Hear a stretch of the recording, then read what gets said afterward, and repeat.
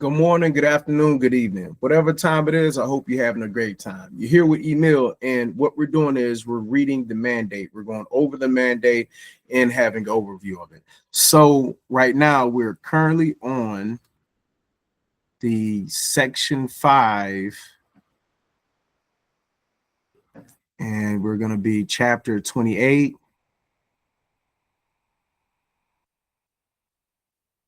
So section 5, 28, page 845, Federal Communication Commission, written by Brendan Carr. All right. And this is going to be 845 to 860.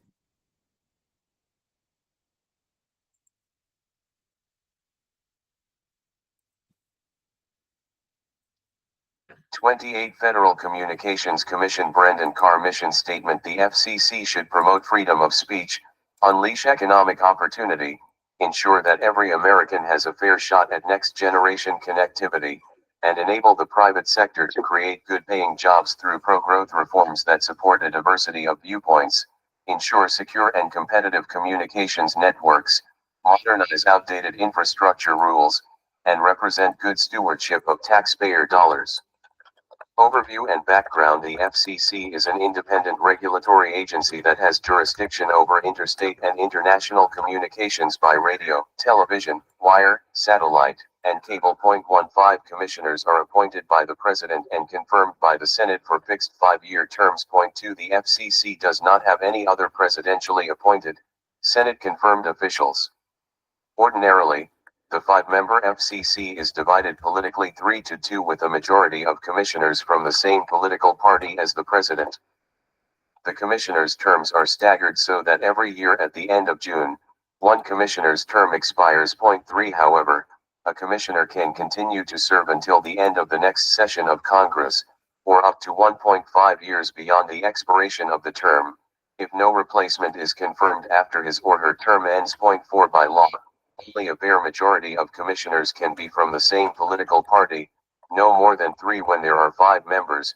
5 By tradition, the chairperson resigns when a new president of a different political party is sworn. 846 Mandate for leadership, the conservative promise into office. Though this is not required by law.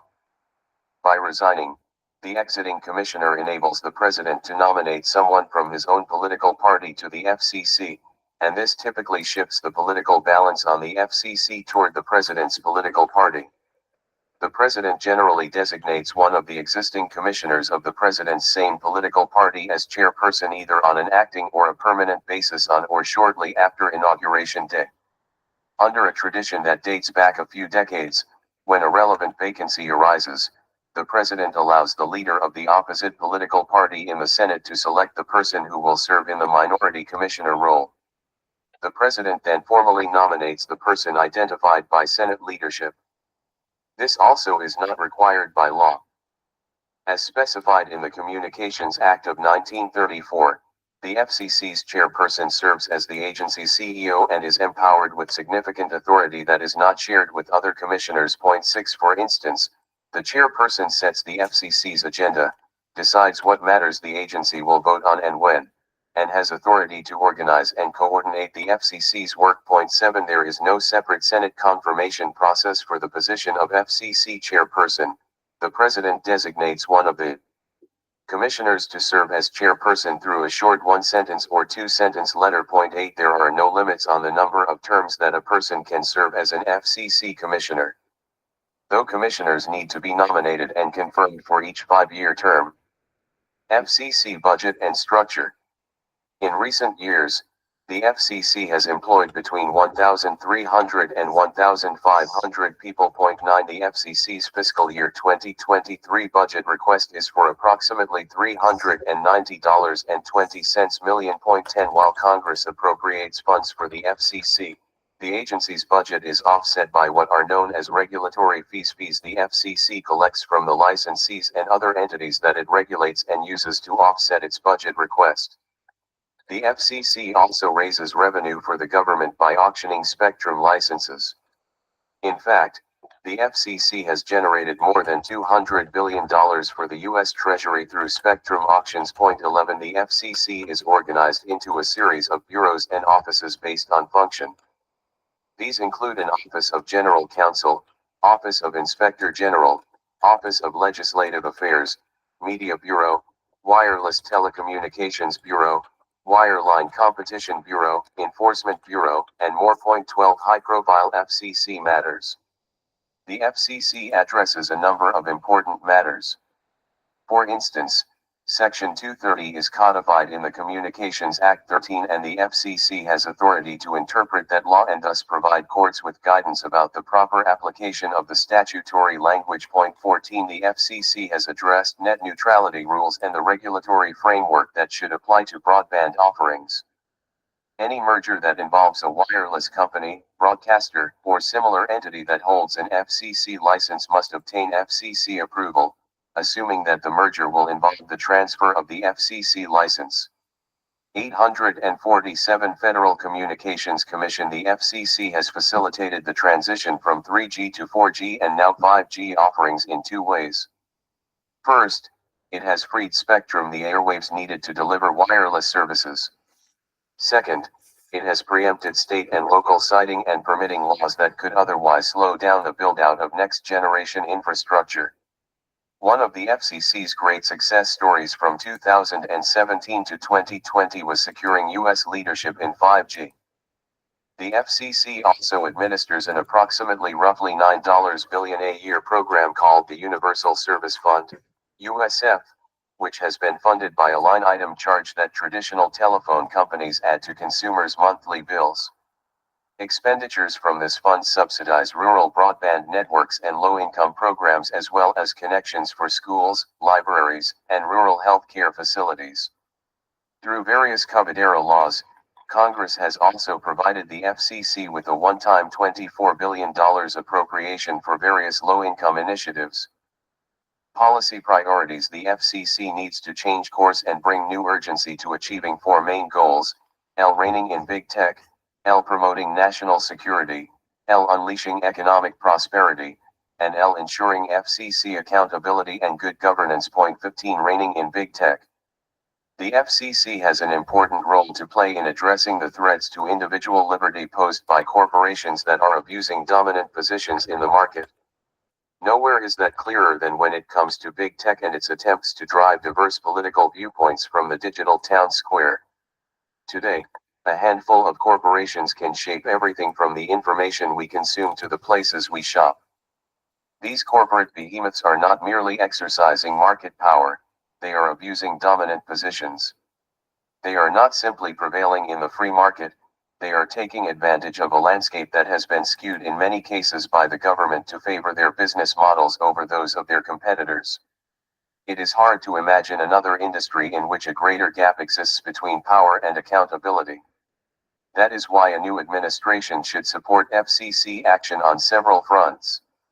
Specifically, the FCC should eliminate immunities that courts added to Section 230. The FCC should issue an order that interprets Section 230 in a way that eliminates the expansive, non-textual immunities that courts have read into the statute. 848 Mandate for leadership. The conservative promise. As one of the FCC's previous general counsels noted, the FCC has authority to take this action because Section 230 is codified in the Communications Act. Point 16. The FCC's Section 230 reforms should track the positions outlined in a July 2020 petition for rulemaking filed at the FCC near the end of the Trump administration. Point 17. Any new presidential administration should consider filing a similar or new petition. As Justice Clarence Thomas has made clear, courts have construed Section 230 broadly to confer on some of the world's largest companies a sweeping immunity that is found nowhere in the text of the statute. Point 18. They have done so in a way that nullifies the limits Congress placed on the types of actions that internet companies can take while continuing to benefit from Section 230. One way to start correcting this error is for the FCC to remind courts how the various portions of Section 230 operate. At the outset, the FCC can clarify that Section 230, c. 1, does not apply broadly to every decision that a platform makes.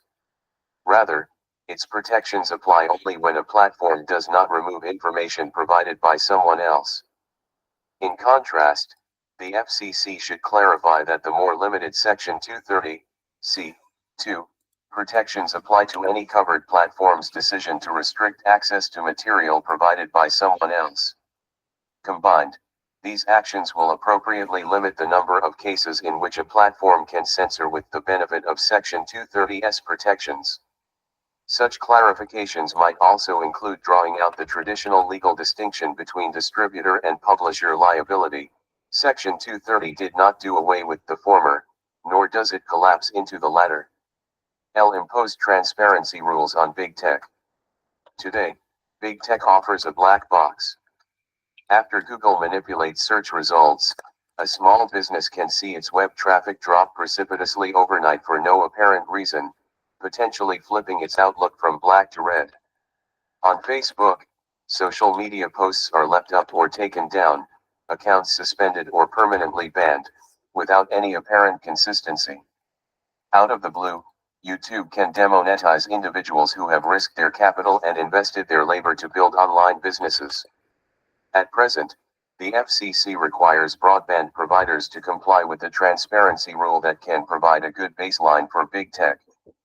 Under the FCC's rule, broadband providers must provide detailed disclosures about practices that would shape internet traffic, from blocking to prioritizing or discriminating against content. The FCC could take a similar approach to 849 Federal Communications Commission Big Tech, and it should look to Section 230 and the Consolidated Reporting Act as potential sources of authority. 19 In acting, the FCC could require these platforms to provide greater specificity regarding their terms of service, and it could hold them accountable by prohibiting actions that are inconsistent with those plain and particular terms.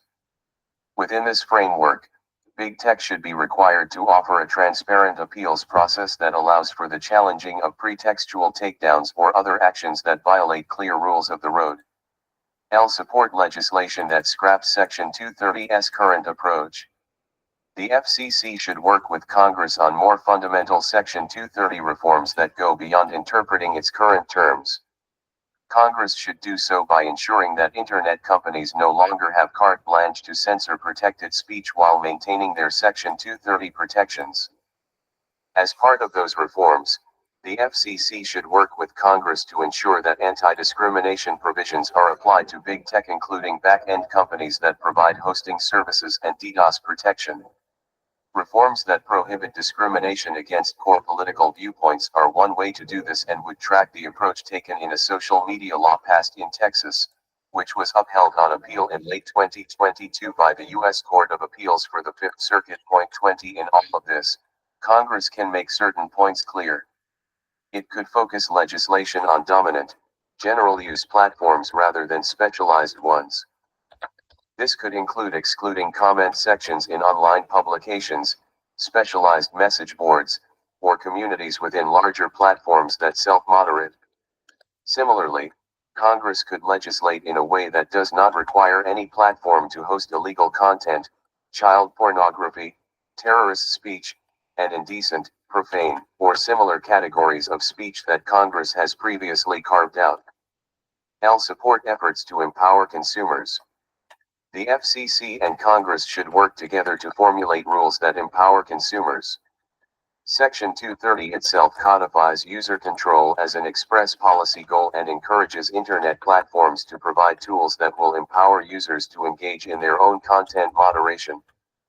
As Congress takes up reforms, it should therefore be mindful of how we can return to internet users the power to control their online experiences. One idea is to empower consumers to choose their own content filters and fact-checkers, if any. The FCC should also work with Congress to ensure stronger protections against young children accessing social media sites despite age restrictions that generally prohibit their use of these sites. 850 Mandate for leadership. The conservative promise. It should be noted at this point that the views expressed here are not shared uniformly by all conservatives. There are some, including contributors to this chapter, who do not think that the FCC or Congress should act in a way that regulates the content moderation decisions of private platforms. One of the main arguments that this group offers is that doing so would intrude unlawfully in their view on the First Amendment rights of corporations to exclude content from their private platforms. Require that big tech begin to contribute a fair share. Big tech has avoided accountability in several additional ways as well. One of them concerns the FCC's roughly $9 billion Universal Service Fund. This initiative provides the support necessary to subsidize the agency's affordable internet and rural connectivity programs. The FCC obtains this funding through a line item charge that carriers add to consumers' monthly bills for traditional telecommunications service. While big tech derives tremendous value from the federal government's universal service investments using those federally supported networks to deliver their products and realize significant profits, these large corporations have avoided paying a fair share into the program.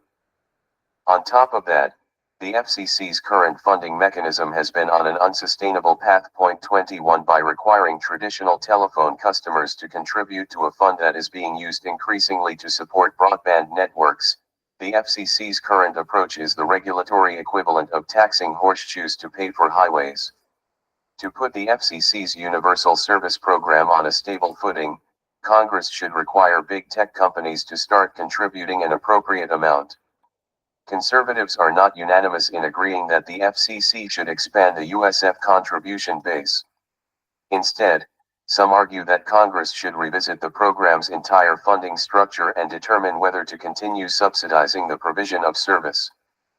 Future funding decisions, the argument goes, should be made by Congress through the normal appropriation process through which the USF program can compete for funding with other national initiatives.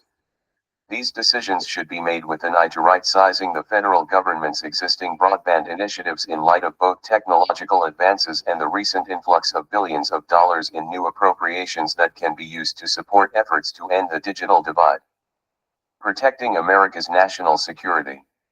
During the Trump administration, the FCC ushered in a new and appropriately strong approach to the national 851 Federal Communications Commission security threats posed by the Chinese Communist Party, CCP. During that time, the FCC eliminated federal subsidies for telecommunications equipment from Huawei and ZTE, thereby greatly reducing the chances of that equipment finding a way into our nation's communications networks.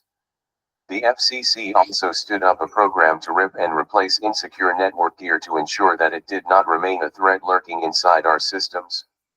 The FCC revoked or denied the licenses of carriers like China Mobile, China Telecom, and China Unicom, which presented unacceptable national security risks. There are, however, additional strong actions that the FCC can and should take to address the CCP's malign campaign. Specifically, address TikTok's threat to U.S. national security.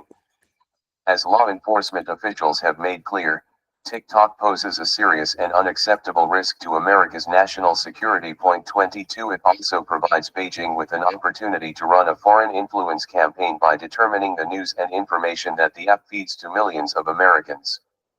As of this writing, the Biden administration's Treasury Department has not announced a final decision concerning its long-pending review of TikTok. If that inaction persists, or if the administration allows TikTok to continue to operate in the U.S., a new administration should ban the application on national security grounds. Expand the FCC's covered list. The FCC maintains a list of communications equipment and services that pose an unacceptable risk to the national security of the United States. It is known as the covered list. Point 23 Huawei is one of the companies on the covered list, and its inclusion means that the FCC will no longer review or approve new applications from Huawei. Without FCC approval, new Huawei gear cannot be lawfully sold or used in the U.S. However, the FCC must do a better job of ensuring that its covered list stays up to date and accounts for changes in corporate names and forms. Therefore, a new administration should create a more regular and timely process for reviewing entities with ties to the CCP surveillance state. End the unregulated end run. As noted above, China Telecom and similar entities have been banned from operating in the US in a manner that would require an FCC license or authorization because of the national security risks that those entities pose. However, many of these same entities are still operating in the US and offering services very similar to the ones that they are prohibited from providing. China Telecom, for instance, continues to provide services to data centers by offering the services on a private or unregulated basis. A new administration should work with the FCC to close this loophole. One way to do so would be for the FCC to prohibit any regulated carrier from interconnecting with an insecure provider. 852 Mandate for Leadership. The Conservative Promise L publish a foreign adversary transparency list. As part of the FCC's ongoing work to secure our networks from entities that would do the bidding of our foreign adversaries, the FCC should do more to shine the light of transparency on the scope of the problem. To this end, the FCC should compile and publish a list of all entities that hold FCC authorizations, licenses, or other grants of authority with more than 10% ownership by foreign adversarial governments, including the governments of China, Russia, Iran, Syria, or North Korea. A bipartisan bill that would require the FCC to publish this type of list has been introduced in the House of Representatives by Representatives Elise Stefanik, R., New York, Ro Khanna, DCA, and Mike Gallagher, R., WI. Point 24L fully fund a federal rip and replace program. In 2019, Congress established a $1.9 billion Secure and Trusted Communications Networks Reimbursement Program, known colloquially as the RIP and Replace Program, to reimburse communications providers for the reasonable expenses they would incur to remove, replace, and dispose of insecure Huawei and ZTE gear. However, $1.9 billion is about $3 billion short of the total amount of funding needed to complete the RIP and replace process. A new administration should ensure that the program is fully funded and should look first at repurposing and applying unused COVID-era emergency funds for this purpose. L. Launch a Clean Standards Initiative. During the Trump administration, the U.S. government launched the Worldwide Clean Networks Program. 25 As a result of this initiative, many of the U.S. government's allies started the process of ending their relationships with Huawei. It is time for an administration to build and expand on this groundbreaking work by taking a similar approach to the standard-setting process. Right now, the CCP is seeking to extend its influence by exerting control over the development of standards in a variety of areas, including technology and telecommunications. It is vital that the United States meet this threat with a comprehensive Clean Standards Initiative. L. Stop aiding the CCP's authoritarian approach to artificial intelligence. The CCP has set itself a goal of becoming the global leader in artificial intelligence, AI, by 2030. Beijing is bent on using this technology to exert authoritarian control domestically and export its authoritarian governance model overseas. U.S. businesses are aiding Beijing in this effort, often unwittingly, by feeding, training, and improving the AI datasets of companies that are beholden to the CCP. One way that U.S. companies 853 Federal Communications Commission are doing this is by giving Beijing access to their high-powered cloud computing services. Therefore, it is time for an administration to put in place a comprehensive plan that aims to stop U.S. entities from directly or indirectly contributing to China's malign AI goals. Unleashing economic prosperity. The FCC needs to advance a pro-growth agenda that gives every American a fair shot at next-generation connectivity. This is vital for economic opportunity and prosperous communities. The current administration has appropriated a lot of money for broadband infrastructure projects, but it has failed to pair that spending with reforms that free more airwaves for wireless connectivity or streamline the permitting processes for broadband builds. That failure is holding back America's hard-working telecommunications crews and leaving Americans stuck waiting on the wrong side of the digital divide. It is time for a return to the successful spectrum and infrastructure policies that prevailed during the Trump administration, policies that enabled the U.S. to lead the world in 5G. L. Refill America's spectrum pipeline. From 2017 through 2020, the FCC took unprecedented steps to free the airwaves needed to power 5G and other next-generation wireless services. This work not only helped to secure America's wireless leadership and bolster competition, but also enabled the private sector to create jobs and grow the economy. Recently, the FCC has failed to match the pace and cadence of those spectrum actions. Therefore, the FCC and a new administration should work together to develop a national spectrum strategy that both identifies the specific airwaves that the FCC can free for commercial wireless services and sets an aggressive timeline for agency action. L. Facilitate coordination on spectrum issues. Wireless services now play a central role in advancing America's economic and national security interests. Over the past few years, this dynamic has led to an increasing number of headline-level disputes between the commercial wireless sector and federal agencies. These disputes are often framed in zero-sum terms as commercial wireless and federal agency stakeholders argue over the appropriate types and amount of airwaves that the government should allocate for various purposes. On the one hand, America's global economic leadership depends on its ability to free spectrum that will power the U.S. commercial wireless industry. On the other hand, we must ensure that America's national security and other federal agencies have access to the spectrum resources that they need to carry out their vital missions. 854 Mandate for Leadership. The conservative promise: it is clear that the current process is not delivering optimal outcomes.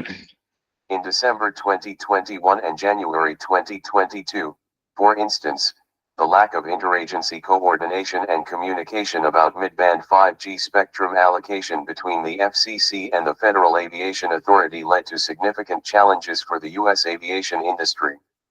Over the past 2 years, the FCC has failed to move spectrum into the commercial marketplace at the same pace and cadence that it did in the recent past. Creating better mechanisms to improve communication and cooperation between different federal agencies could enable a more effective and coordinated U.S. government telecommunications strategy. The White House should work with Congress to establish a spectrum coordination process that will work for both commercial and federal users. L. Modernize infrastructure rules.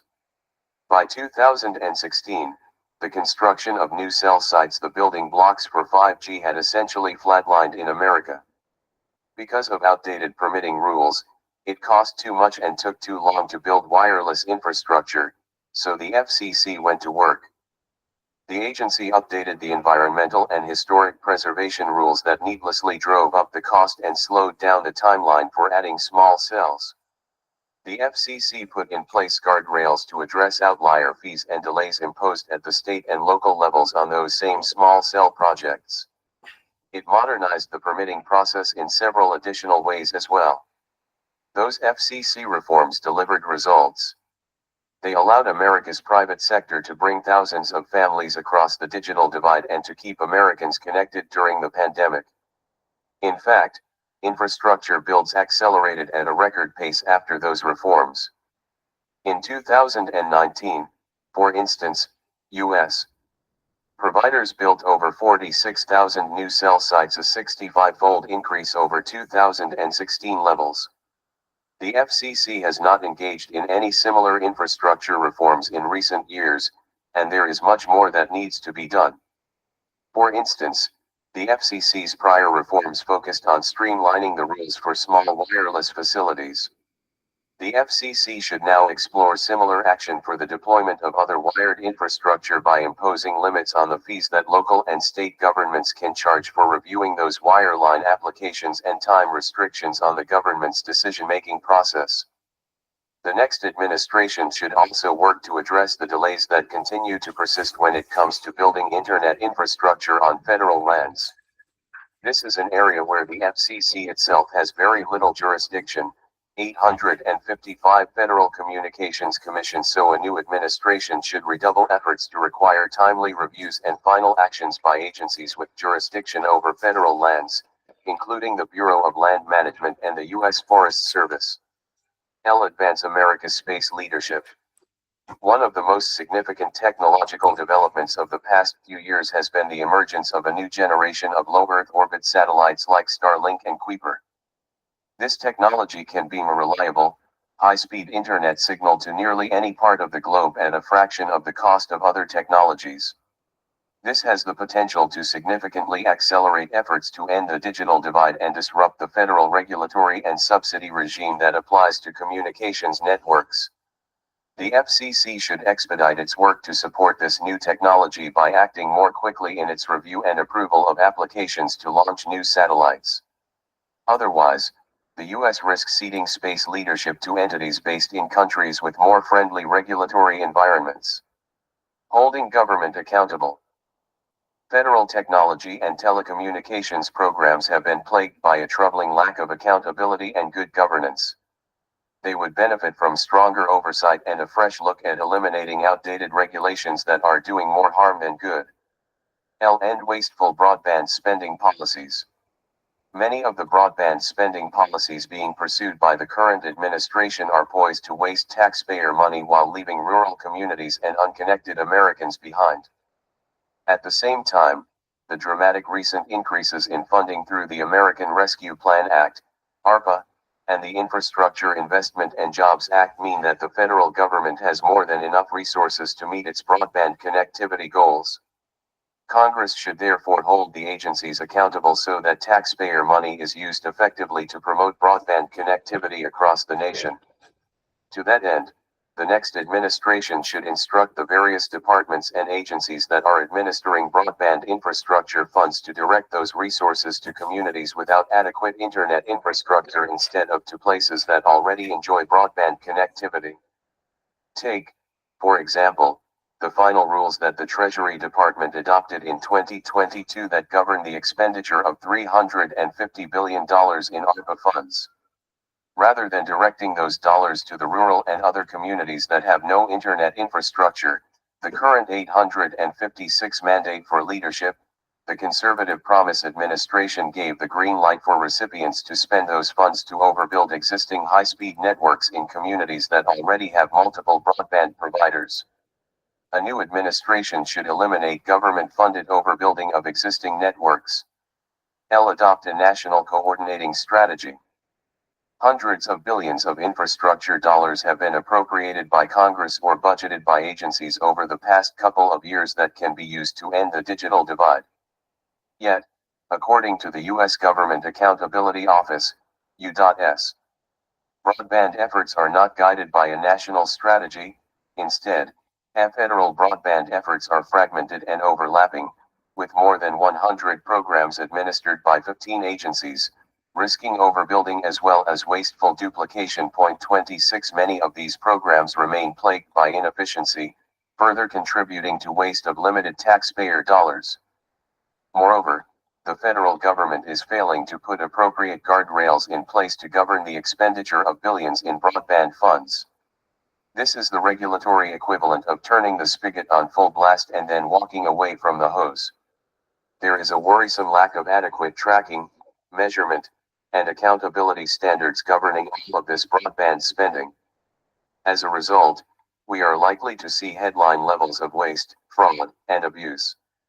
A new administration needs to bring fresh oversight to this spending and put a national strategy in place to ensure that the federal government adopts a coordinated approach to its various broadband initiatives. Similarly, the next administration should ask the FCC to launch a review of its existing broadband programs, including the different components of the USF, with the goal of avoiding duplication, improving efficiency of existing programs, and saving taxpayer money. Correct the FCC's regulatory trajectory and encourage competition to improve connectivity. The FCC is a New Deal era agency. Its history of regulation tends to reflect the view that the federal government should impose heavy-handed regulation rather than relying on competition and market forces to produce optimal outcomes. President Franklin D. Roosevelt recommended that Congress create the FCC in February 1934 for the purposes of establishing a single government agency charged with broad authority over the field of communications. 27 Congress subsequently established the FCC through the Communications Act of 1934. Congress has passed a number of additional statutes, some broad, some 857 Federal Communications Commission narrow that pertain to the FCC's authority, including most significantly the Telecommunications Act of 1996-28, which opened up markets for greater competition and largely deregulated industry segments. Technological change in the connectivity sector is occurring rapidly. We are now seeing an unprecedented level of convergence, innovation, and competition in the market for connectivity.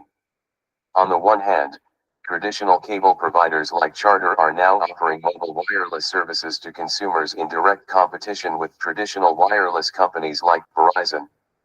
On the other hand, a new generation of low Earth orbit satellite services like Starlink and Amazon's Project Kuiper stand to offer high-speed home broadband in competition with legacy providers. Furthermore, broadcasters are offering high-speed downloads directly to consumers over spectrum that previously provided only TV service. These rapidly evolving market conditions counsel in favor of eliminating many of the heavy-handed FCC regulations that were adopted in an era when every technology operated in a silo. These include many of the FCC's media ownership rules, which can have the effect of restricting investment and competition because those regulations assume a far more limited set of competitors for advertising dollars than exist today, as well as its universal service requirements. Ultimately, FCC reliance on competition and innovation is vital if the agency is to deliver optimal outcomes for the American public. The FCC should engage in a serious top-to-bottom review of its regulations and take steps to rescind any that are overly cumbersome or outdated. The Commission should focus its efforts on creating a market-friendly regulatory environment that fosters innovation and competition from a wide range of actors, including cable-based, broadband-based, and satellite-based internet providers. Authors note, the preparation of this chapter was a collective enterprise of individuals involved in the 2025 Presidential Transition Project. All contributors to this chapter are listed at the front of this volume. While this chapter identifies certain issues on which the contributors did not all agree, the author alone assumes responsibility for the content of this chapter, and no views expressed herein should be attributed to any other individual. All right, so let's talk about the best and worst parts of the proposal. So the best 5 parts that I seen was number 1, addressing national security threats from China, banning TikTok on national security grounds if ongoing investigations or inactive action persist. Expand the FCC's covered list to include entities connected to China's surveillance state and prevent their equipment from entering U.S. networks. Also revoking licenses of Chinese telecom carriers, China Telecom, China Mobile, to safeguard U.S. infrastructures. The second thing would be the FCC's RIP and Replace program. The first part will be fully fund the secure and trusted communications networks reimbursement program to expedite the removal of insecure Huawei and ZTE gear from U.S. networks. The next part will be repurpose unused COVID emergency funds to close the funding gap. The third part was space leadership and satellite infrastructure. It will accelerate review and approval for low Earth orbit satellite systems. Examples given: Starlink, Project Kuiper, to maintain U.S. leadership in satellite broadband technology and global connectivity. Number 4, the revamping of spectrum policy. The first thing will be refill America's spectrum pipeline to facilitate 5G and next gen wireless services. And the second part will be develop a national spectrum strategy to release more spectrum and set aggressive timelines for agency action. Number 5, modernize infrastructure permitting rules.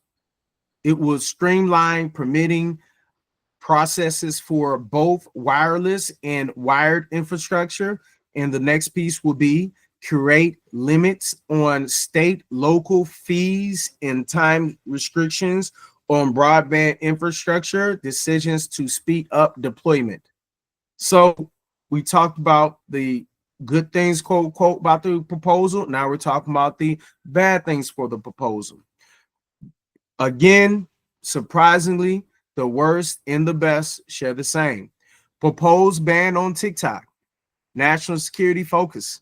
While framed as a national security measure, banning TikTok could limit freedom of expression and set precedent for censorship that might later be applied to other platforms with less justification. Number two, the increased surveillance over private companies by publish a foreign adversary transparency list that tracks companies with foreign ownerships from adversarial governments like China, Russia, Iran, etc. This proposal risks burdening companies with excessive reporting and could increase unnecessary bureaucratic hurdles. Number three, elimination of overbuilding funds. By doing this, it would end government-funded overbuilding in areas with existing broadband infrastructure. While promoting efficiency, this could leave rural communities or underfunded areas without proper broadband access, exacerbating the digital divide. Yes, exaggerating. Number four, increase oversight on broadband funding. By doing so, it adopts a national broadband strategy to reduce waste and duplication, but it may lead to excessive bureaucracy and delays in broadband projects, especially in rural areas, as agencies get bogged down in coordination and red tape. And number five, reliance on deregulation over innovation. It eliminate outdated FCC regulations, including media ownership rules, which could hinder the diversification of the market and undermine efforts to ensure equitable access to information in competitive media landscapes. All right, so the key takeaways from this: one, the best reforms focus on securing national infrastructure, promoting technological innovation, and streamlining permitting to make progress to digital connectivity. The worst about this proposals, while intended to address issues like national security and efficiencies, risk unintended consequences like could undermine broader goals like access, freedom of expression, and equitable growth across underserved areas. All right, so